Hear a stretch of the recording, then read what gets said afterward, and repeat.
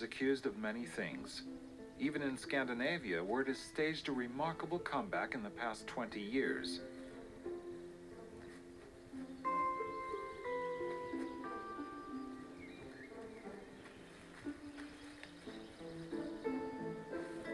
Rescued from the brink of extinction, the packs now include about 100 individuals in Sweden and Norway. The numbers increase every year, and new members grow up to establish new packs in other areas.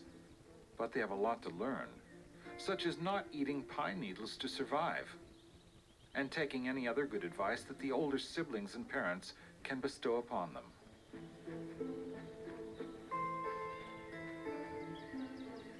And if they don't heed it, lessons will be learned the hard way.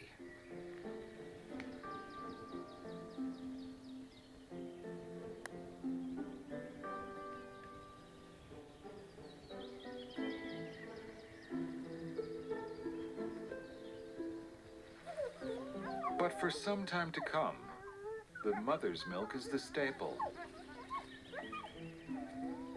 And she never leaves the den and its surroundings.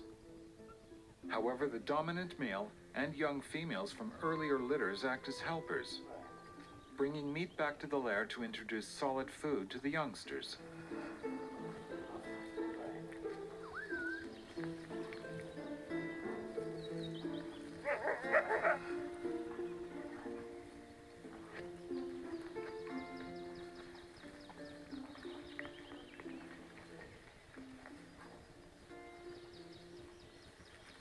Half a year from now, it will be a hunter ready to take down its own prey.